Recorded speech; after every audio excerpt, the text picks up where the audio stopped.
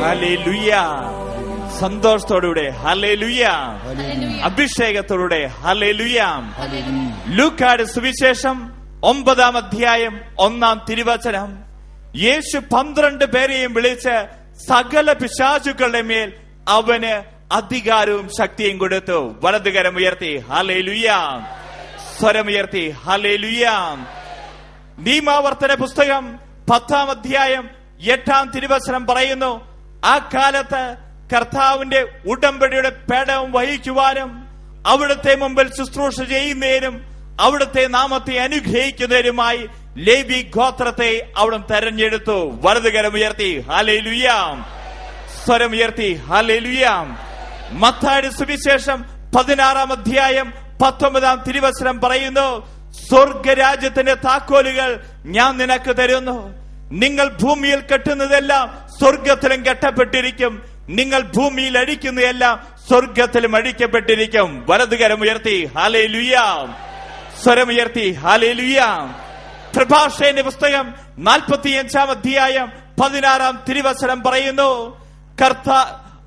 കർത്താവിന് വേണ്ടി ബലിയർപ്പിക്കുവാനും അവിടുത്തെ തിരുമുമ്പിൽ സുഗന്ധദ്രവ്യങ്ങൾ അർപ്പിക്കുന്നതിനും വേണ്ടി അവിടുന്ന് അവനെ മാനവ കുലത്തിൽ നിന്ന് തെരഞ്ഞെടുത്തു. വലതുകരം ഉയർത്തി ഹല്ലേലൂയ. സ്വരമുയർത്തി ഹല്ലേലൂയ. പ്രിയപ്പെട്ടവരെ, യേശു പറയുകയാണ്, അവൻ 12 പേരെയും വിളിച്ച് സകല പിശാചുക്കളുടെ മേൽ അവന് അധികാരവും ശക്തിയും കൊടുത്തു. തിരുസഭയിൽ കാണാൻ സാധിക്കും, പുരോഹിതർക്ക്, മെത്രാന്മാർക്ക്, മാർപ്പാപ്പയ്ക്ക് കൊടുത്തിരിക്കുകയാണ്. അവൻ 12 പേരെയും വിളിച്ച് സകല പിശാചുക്കളുടെ മേൽ അവന് അധികാരവും ശക്തിയും കൊടുത്തു. 2 കാര്യങ്ങളാണ്, 1 അധികാരം, 2 ശക്തിയും. എന്താണ് ഒരു പുരോഹിതന് ദൈവം കൊടുത്തിരിക്കുന്നത്? സകല പിശാചുക്കളുടെ മേല. ഇവിടെ ഇരിക്കുന്ന ജോയച്ചന് നിങ്ങളോട് വചനം പ്രഘോഷിക്കുമ്പോ ഏതൊക്കെ പിശാചിന്റെ മേല അധികാരമുള്ള? ജെറുസലേമിൽ വരുന്ന പിശാചുക്കളുടെ മേൽ മാത്രമാണോ? ഏതൊക്കെ പിശാചിന്റെ മേല അധികാരവും ശക്തിയുള്ള? ആഫ്രിക്കയുള്ള പിശാചിന്റെ കയ്യിലുണ്ടാവും, അമേരിക്കയിലുള്ള പിശാചിന്റെ പേരുണ്ടോ? കർത്താവിന്റെ വചനം വ്യക്തമായി പറയുന്നു, അവൻ 12 പേരെയും വിളിച്ച് സകല പിശാചുക്കളുടെ മേൽ അവന് അധികാരവും ശക്തിയും കൊടുത്തു. ദൈവം ഒരു പുരോഹിതന് കൊടുത്തിരിക്കുന്നതാണ് സകല പിശാചുക്കളുടെ മേൽ അധികാരവും ശക്തിയും. അമേരിക്കയുടെ പ്രസിഡന്റ് ട്രംപ്. ഈ ട്രംപിനെ സംബന്ധിച്ചിടത്തോളം അമേരിക്കയുടെ പ്രസിഡന്റ് അതിന്റെ അധികാരമുണ്ട്. പക്ഷേ ശക്തി ആരുടെ കയ്യിലെ ഇരിക്കുന്നത്?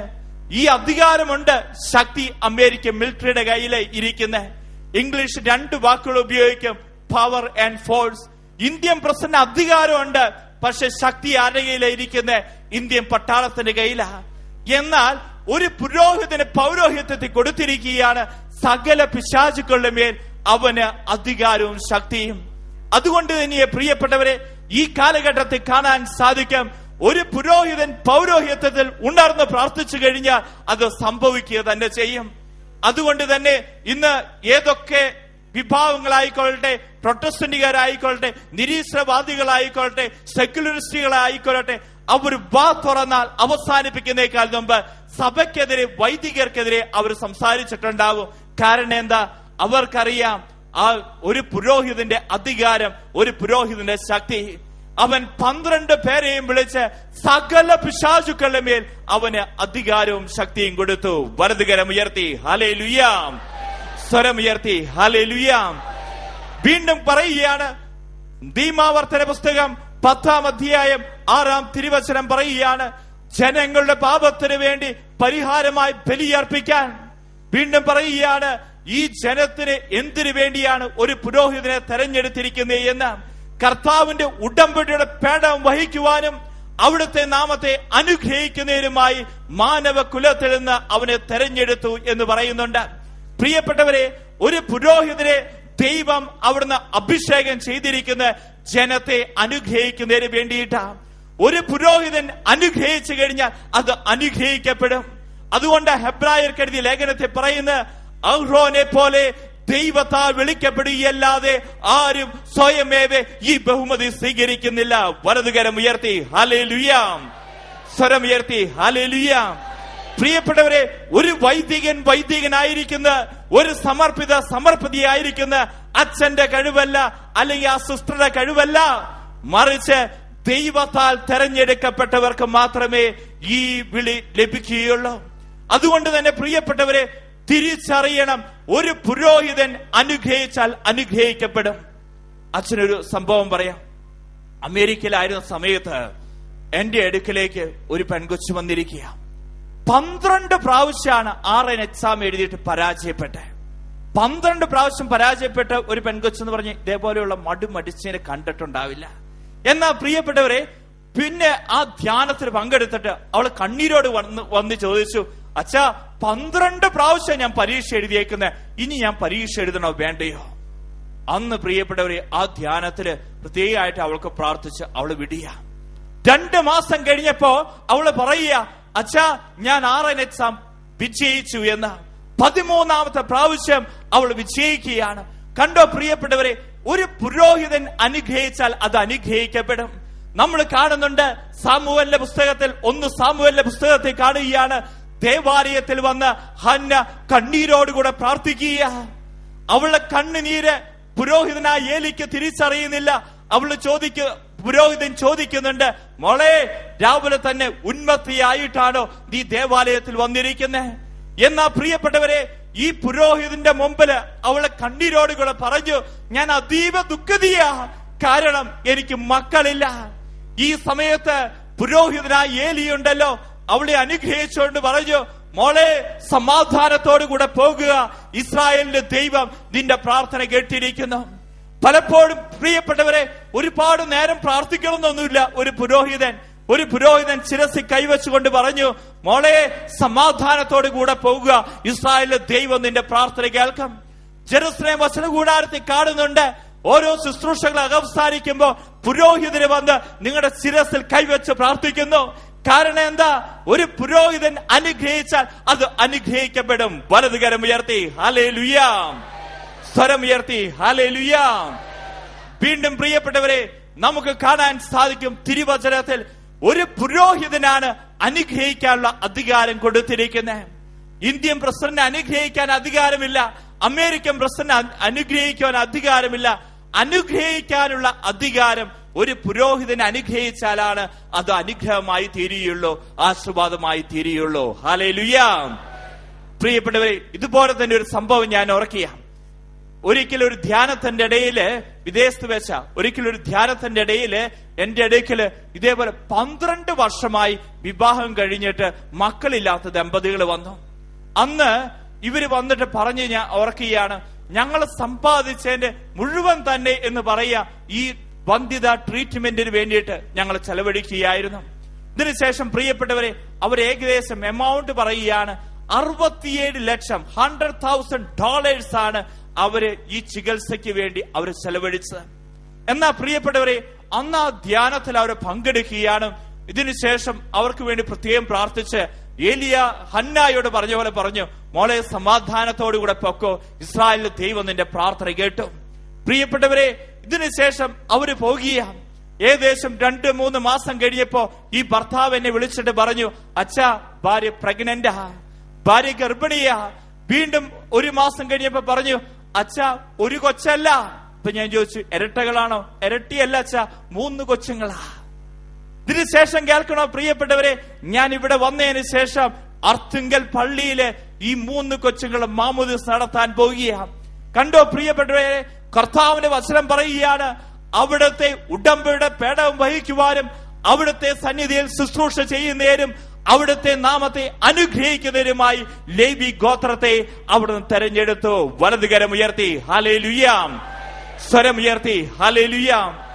മത്തായിയുടെ സുവിശേഷം 16-ാം അധ്യായം 19-ാം തിരുവചനം പറയുകയാണ്, സ്വർഗരാജ്യത്തിന്റെ താക്കോലുകൾ ഞാൻ നിനക്ക് തരുന്നു.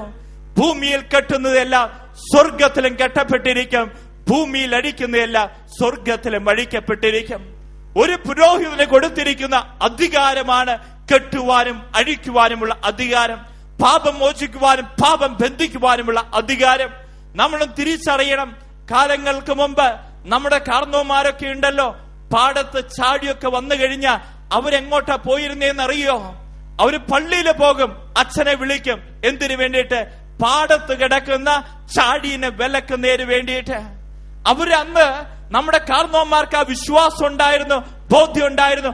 ഒരു വൈദികൻ വന്ന് പ്രാർത്ഥിച്ചാൽ അത് സംഭവിക്കുക തന്നെ ചെയ്യും. ഇതിനുശേഷം പ്രിയപ്പെട്ടവരെ, നമ്മുടെ പ്രാർത്ഥനയിൽ കാണാൻ സാധിക്കും, അച്ഛന്മാര് ചാടിയെ വിലക്കുന്ന പ്രാർത്ഥന എന്തെന്നാ വിളിക്കുക? ചാടി വിലക്ക്. കണ്ടോ പ്രിയപ്പെട്ടവരെ, ഒരു പുരോഹിതൻ അത് പ്രാർത്ഥിച്ചാൽ അത് സംഭവിക്കാം. ഞാൻ ഓർക്കിയ ജെറുസലേമിൽ പട്ടം കിട്ടിയിട്ട് വന്ന ആദ്യ നാളുകള്, അങ്ങനെ ഇരിക്കുമ്പോ ഇഷ്ടംപോലെ വണ്ടികളൊക്കെ വെഞ്ചരിക്കാൻ വരുന്നുണ്ട്. ഞാൻ കാറുകളൊക്കെ ഇങ്ങനെ വെഞ്ചരിച്ചിട്ടുണ്ട്. അങ്ങനെ ഇരിക്കുമ്പോൾ ഒരു ദിവസം ബസ് വെഞ്ചരിക്കാൻ വേണ്ടി വന്നേ. ബസ് വെഞ്ചരിക്കാൻ വേണ്ടി വന്നു കഴിഞ്ഞപ്പോഴുണ്ടല്ലോ, കറാപ്പ ഉണ്ടല്ലോ തെളിയിക്കുന്ന, ഈ കറാപ്പ എടുത്തോണ്ട് ഞാൻ ബസിന്റെ മുമ്പിലേക്ക് ചെന്നു. അപ്പൊ ബസിന്റെ ഓണർ പറഞ്ഞു, അച്ഛൻ വെഞ്ചരിക്കേണ്ട, കുറച്ചും കൂടി പവറിൽ അച്ഛൻ വന്ന് വെഞ്ചരിച്ചാൽ മതി. പ്രിയപ്പെട്ടവരെ, ഒരു പുരോഹിതന് ദൈവം കൊടുത്തിരിക്കുന്ന അനുഗ്രഹിക്കുവാനും ആസ്വദിക്കാനുമുള്ള അനുഗ്രഹം ഏത് പുരോഹിതൻ വെഞ്ചരിച്ചാലും അത് സംഭവിക്കുക തന്നെ ചെയ്യും. വലതുകരം ഉയർത്തി ഹല്ലേലൂയ, സ്വരം ഉയർത്തി ഹല്ലേലൂയ. വീണ്ടും പ്രിയപ്പെട്ടവരെ, നമുക്ക് കാണാൻ സാധിക്കും, കർത്താവിന്റെ തിരുവചനം പറയുകയാണ്, നാം ഓരോ വ്യക്തികൾക്കും പറഞ്ഞു തരികയാണ് എന്തിനു വേണ്ടിയിട്ടാണ് ഈ പുരോഹിതരെ ദൈവം തെരഞ്ഞെടുത്തത്. ദൈവം തെരഞ്ഞെടുത്തിരിക്കുകയാണ് ജനത്തിന്റെ പാപങ്ങൾക്ക് പരിഹാരമായി ബലിയർപ്പിക്കുന്നതിന് വേണ്ടി, സ്മരണാംശമായി കുന്തിരിക്കവും സുഗന്ധദ്രവ്യങ്ങളും അർപ്പിക്കുന്നതിന് വേണ്ടി അവിടുന്ന് അവനെ മാനവ കുലത്തിൽ നിന്ന് തെരഞ്ഞെടുത്തു. ഹല്ലേലൂയ. പ്രിയപ്പെട്ടവരെ, ഒരു പുരോഹിതനെ ദൈവം തെരഞ്ഞെടുത്തിരിക്കുന്ന മാനവ കുലത്തിൽ നിന്ന്. മനുഷ്യരാണ് പുരോഹിതര്. മനുഷ്യന്റെ വേദനകളും നൊമ്പരങ്ങളും വേദനകളും അറിയുന്ന വ്യക്തികളായിരിക്കണം പുരോഹിതൻ. ഞാൻ പലപ്പോഴും ചിന്തിക്കാറുണ്ട്, ദൈവമേ, എന്തിനീ പുരോഹിതരെ മനുഷ്യൻ തെരഞ്ഞെടുത്ത് വല്ലതും നവവൃന്ദം മാലാഖമാരെ ഒരു സൃഷ്ടിയായി പുരോഹിത വൃന്ദം ഉണ്ടാക്കായിരുന്നില്ലേ? അങ്ങനെയല്ല ദൈവം ആഗ്രഹിച്ചത്. ദൈവം ആഗ്രഹിച്ചത് എന്താ? ജനത്തിന്റെ വേദനകൾ അറിയുന്ന വ്യക്തിയായിരിക്കണം, ജനത്തിന്റെ നൊമ്പരങ്ങൾ അറിയുന്ന വ്യക്തിയായിരിക്കണം പുരോഹിതൻ. അതുകൊണ്ട് തന്നെ അച്ഛൻ വീണ്ടും പറയുകയാണ്, പ്രിയപ്പെട്ടവരെ, ഓരോ വൈദികനും ഓരോ സമർപ്പിതനും വന്നിരിക്കുന്നത് മാനവ കുലത്തിൽ നിന്ന്. അതിന്റെ അർത്ഥം എന്താ? ഓരോ അച്ഛനും വന്നിരിക്കുന്നത് നമ്മുടെ പോലെയുള്ള കുടുംബങ്ങളിൽ നിന്നാ വന്നിരിക്കുന്നത്. നമ്മുടെ കുടുംബത്തിൽ എന്തൊക്കെ പോരായ്മകളുണ്ടോ, എന്തൊക്കെ കുറവുകളുണ്ടോ, അത് വൈദികരിലും കാണും, സമർപ്പിതരിലും കാണും. നമ്മുടെ ഉത്തരവാദിത്ത പ്രിയപ്പെട്ടവരെ, വൈദികർക്കെതിരെ സഭയ്ക്കൊക്കെ എതിരായി ഓരോന്നും ഈ കാലഘട്ടത്തിൽ നിങ്ങൾ കേൾക്കുമ്പോ ഒരുപാട് വേദനിക്കുന്നുണ്ട്, എനിക്കറിയാം. പക്ഷേ പ്രിയപ്പെട്ടവരെ, തിരിച്ചറിഞ്ഞോ, ഈ വൈദികർക്ക് വേണ്ടി സമർപ്പിതർക്ക് വേണ്ടി കരമുയർത്തി പ്രാർത്ഥിക്കുവാനും ദൈവം നിങ്ങളെ തനിയെ തെരഞ്ഞെടുത്തിരിക്കുന്നത്. അതുകൊണ്ടാ പറയുന്നേ, ജനത്തിന്റെ പാപങ്ങൾക്ക് വേണ്ടി പരിഹാരമായി ബലിയർപ്പിക്കുവാനും സ്മരണാംശമായി കുന്തിരിക്കവും സുഗന്ധദ്രവ്യങ്ങളും അർപ്പിക്കുന്നതിന് വേണ്ടി. പ്രിയപ്പെട്ടവരെ, അൽത്താരിയിൽ കുന്തിരിക്കം കൊണ്ടുവന്ന് അർപ്പിക്കുന്നുണ്ട്, സുഗന്ധദ്രവ്യങ്ങൾ കൊണ്ടുവരുന്നുണ്ട്. എന്താ ഇതിന്റെ അർത്ഥം?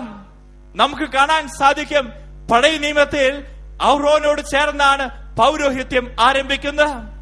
മോശ പറയുന്നുണ്ട്, ജന നേതാവായി വിളിച്ചു കഴിഞ്ഞപ്പോ എനിക്കൊരുപാട് കുറവുണ്ട്, സംസാരിക്കാൻ പാഠവുമില്ല, എനിക്ക് കഴിവില്ല. ഈ സമയത്ത് ദൈവം പറയുന്നുണ്ട്, നിന്റെ കൂടെ നീ അഹ്റോനെ കൂട്ടുക. ഇതിനുശേഷം അവര് മുന്നോട്ട് പോകുകയാണ് പ്രിയപ്പെട്ടവരെ. എന്ന ജനം ചത്തൊടുങ്ങുന്ന കാണാൻ സാധിക്കും. മഹാമാരി വന്ന് ജനം മുഴുവൻ ചത്തൊടുങ്ങിയ. സംഖ്യയുടെ പുസ്തകം 16-ാം അധ്യായം 47 മുതൽ 50 വരെയുള്ള തിരുവചനങ്ങളിൽ കാണാൻ സാധിക്കും, ജനം മുഴുവൻ മഹാമാരി വന്ന് ചത്തൊടുങ്ങിക്കൊണ്ടിരിക്കുക. മഹാമാരി വന്ന് ജനം മുഴുവൻ മരിച്ചു വീഴുക. ഈ സമയത്ത് ദൈവം മോശയോട് പറയുന്നുണ്ട്, നീ അഹ്റോനോട് പറയുക. അഹ്റോൻ ആരാ? പുരോഹിതനാ. നീ അഹ്റോനോട് പോയി പറയുക, നീ ബലിപീഠത്തിൽ നിന്ന് ഒരു ധൂപകലശത്തിൽ തീ കനലിട്ട് ജീവിക്കുന്നവരുടെ മരിച്ചവരുടെ മധ്യേ പോയി നീ ധൂപം അർപ്പിക്കുക. ബലിപീഠത്തിൽ നിന്ന് അഗ്നിയെടുത്ത് ധൂപകലശത്തിലിട്ട് ജീവിക്കുന്നവരുടെ മരിച്ചവരുടെ മധ്യേ പോയി നീ ധൂപം അർപ്പിക്കുക. എന്താ സംഭവിച്ചതെന്നറിയോ പ്രിയപ്പെട്ടവരെ? ഈ അഹ്റോനുണ്ടല്ലോ, ആ ദൈവം പറഞ്ഞതനുസരിച്ച് മഹാമാരി വന്ന സ്ഥലങ്ങളിലൂടെ ധൂപമെടുത്ത് ആ ബലിപീഠത്തിൽ നിന്നെടുത്ത് അഗ്നിയെടുത്ത് ഇതാ ധൂപം അർപ്പിച്ചു കഴിഞ്ഞപ്പോൾ അവിടെ നിന്ന് ആ മഹാമാരി വിട്ടുപോകുകയാണ്. കണ്ടോ പ്രിയപ്പെട്ടവരെ, ഒരു പ്രതിസന്ധിയുടെ നിമിഷങ്ങളിൽ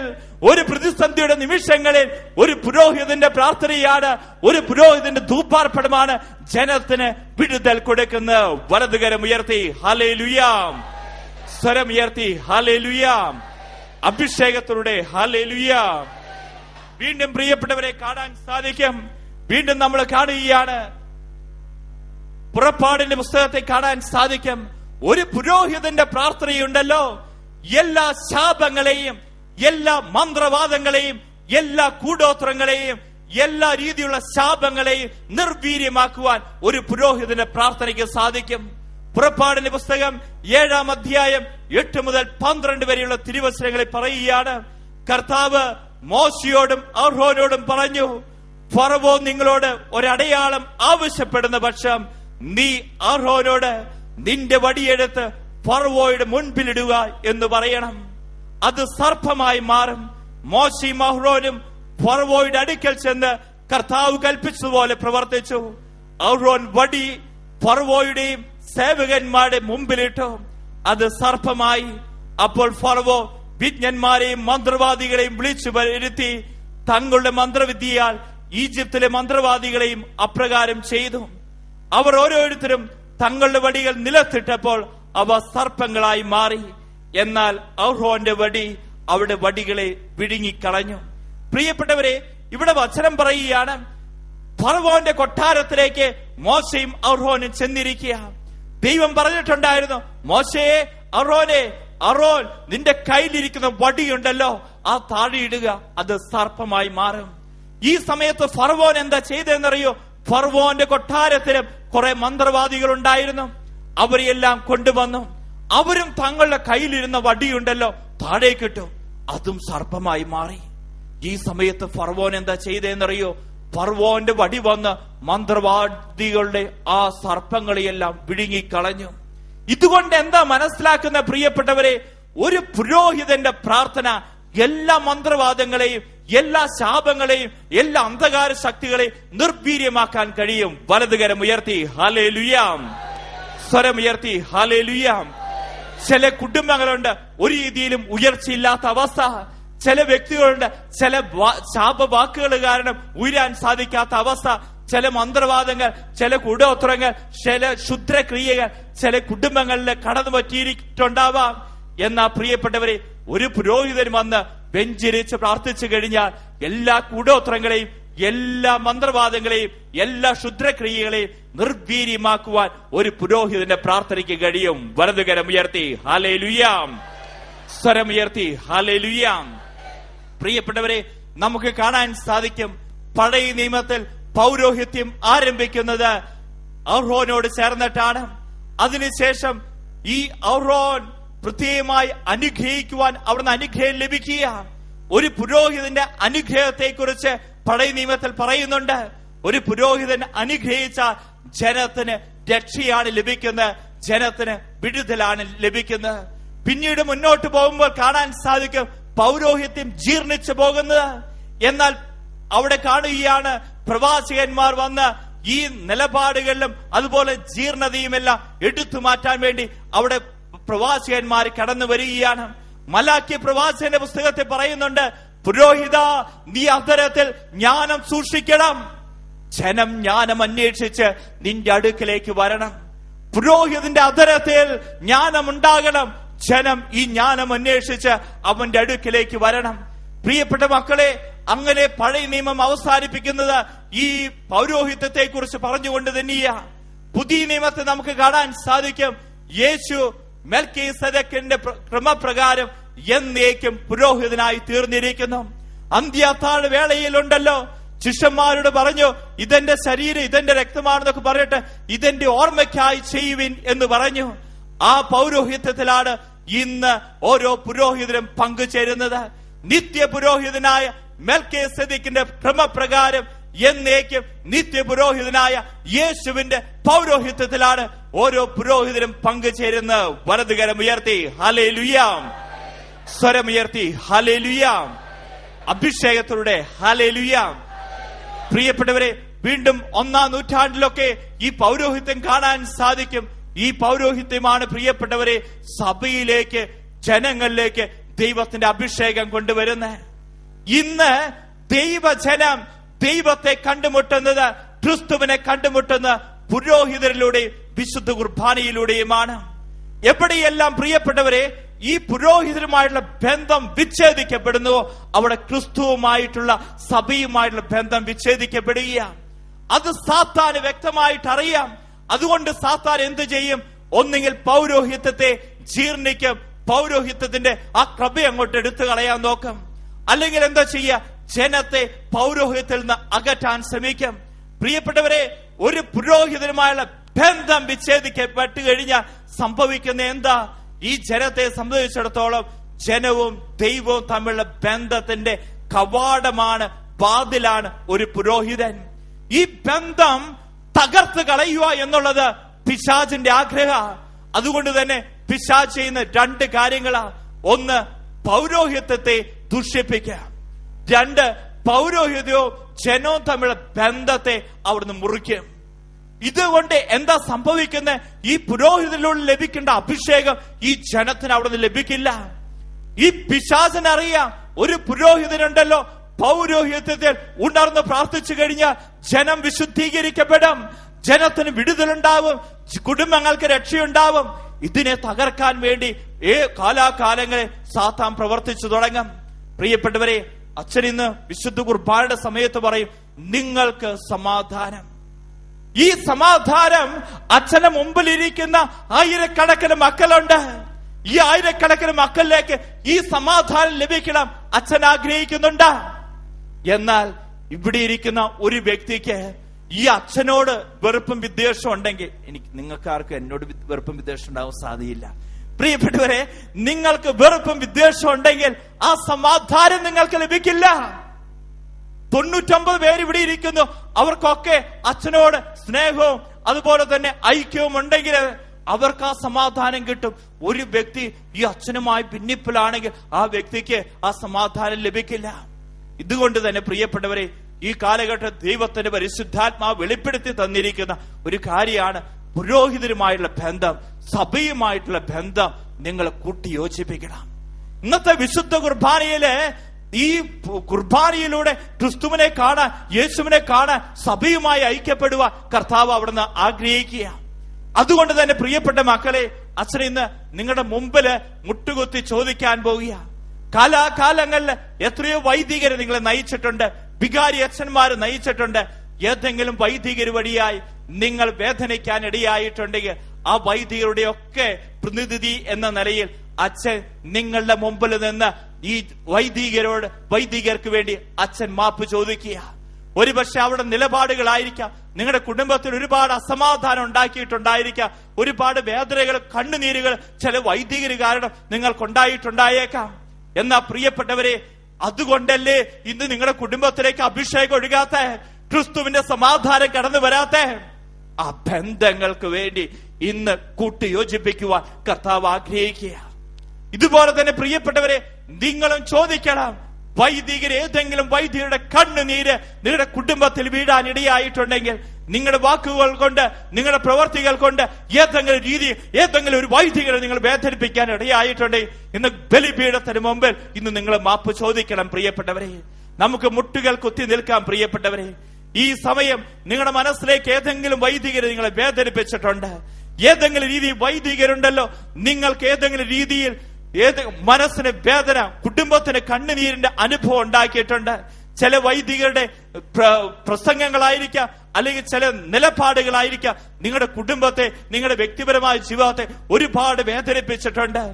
പ്രിയപ്പെട്ട മക്കളെ, ഈ വൈദികരാണ് ദൈവവുമായിട്ടുള്ള ബന്ധത്തിന്റെ മധ്യസ്ഥൻ, ദൈവമായുള്ള ബന്ധത്തിന്റെ കവാടം, ദൈവമായുള്ള ബന്ധത്തിന്റെ വാതിൽ. ഇതുകൊണ്ട് തന്നെ പ്രിയപ്പെട്ടവരെ, ആ ബന്ധം ഉണ്ടല്ലോ നിങ്ങൾ തിരിച്ചറിയണം. ആ ബന്ധം ഇന്ന് കൂട്ടി യോജിപ്പിക്കണം. പ്രിയപ്പെട്ടവരെ, നമുക്ക് രണ്ട് കരങ്ങളും തുറന്ന് ഉയർത്തി പിടിക്കാം. പ്രിയപ്പെട്ടവരെ, ഈ സമയം ഏതെങ്കിലും വൈദികര് നിങ്ങളെ വേദനിപ്പിച്ചിട്ടുണ്ടെങ്കിൽ അവർക്ക് പ്രതിനിധിയായി അച്ഛൻ നിങ്ങളുടെ മുമ്പിൽ നിന്ന് ആ വൈദികന് വേണ്ടി, ആ സമർപ്പിതയ്ക്ക് വേണ്ടി ഞാൻ ഇന്ന് മാപ്പ് ചോദിക്കുക. സഭയുടെ പേരിൽ നിന്ന് മാപ്പ് ചോദിക്കുക. രണ്ട് കരങ്ങൾ ഉയർത്തി ഒന്ന് സ്തുതിച്ച് പ്രാർത്ഥിച്ചേ, കണ്ണീരോടുകൂടെ പ്രാർത്ഥിച്ചേ. ഏതെങ്കിലും വൈദികര് നിങ്ങളെ ഏതെങ്കിലും രീതിയിൽ വേദനിപ്പിക്കാൻ ഇടയായിട്ടുണ്ടെങ്കിൽ പ്രിയപ്പെട്ടവരെ, ആ വൈദികർക്ക് വേണ്ടി അച്ഛൻ ഇന്ന് മാപ്പ് ചോദിക്കുക.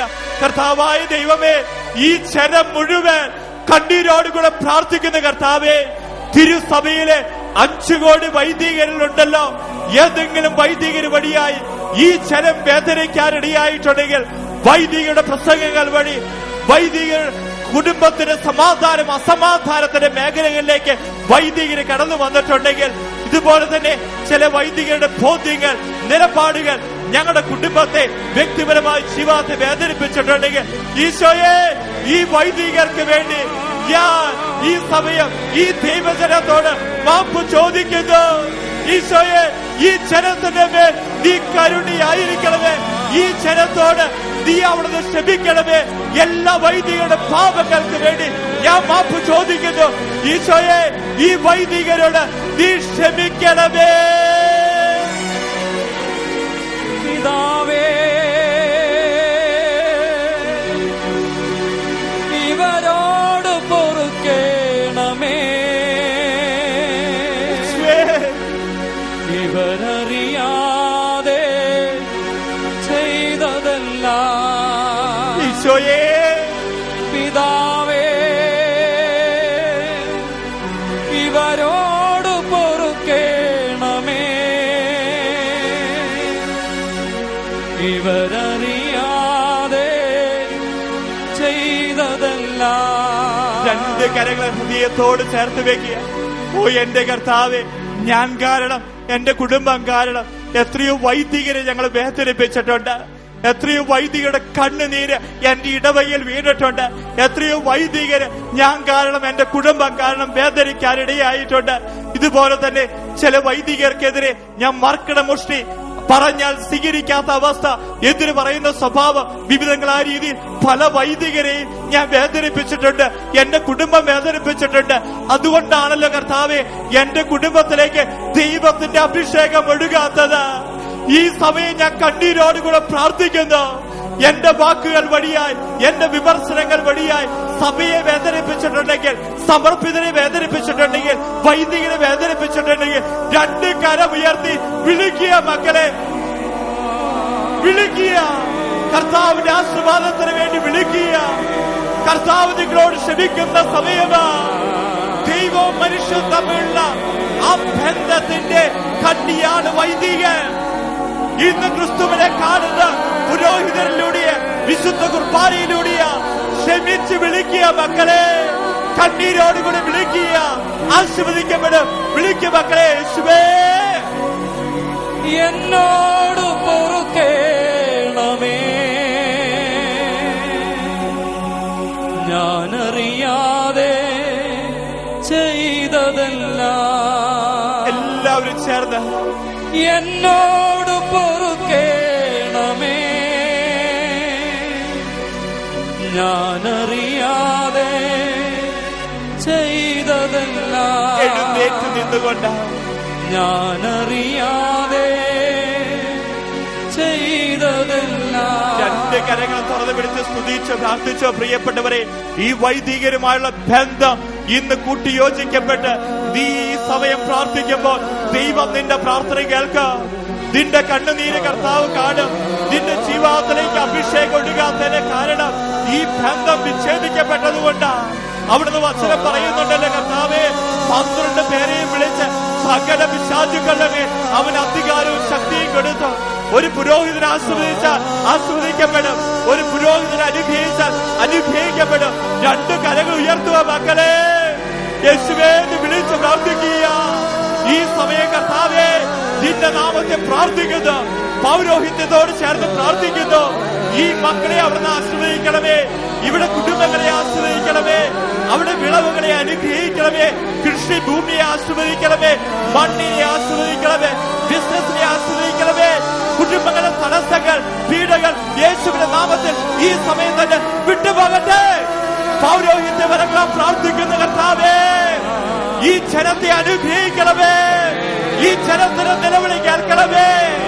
ഈ സമയം കർത്താവിന്റെ ശക്തി ഓരോ ജനങ്ങളിലേക്കും അവിടുന്ന് ഒഴുകട്ടെ. ഓരോ കുടുംബങ്ങളിലേക്കും വ്യാപരിക്കട്ടെ. വിളിക്കും മക്കളെ യേശുവേ.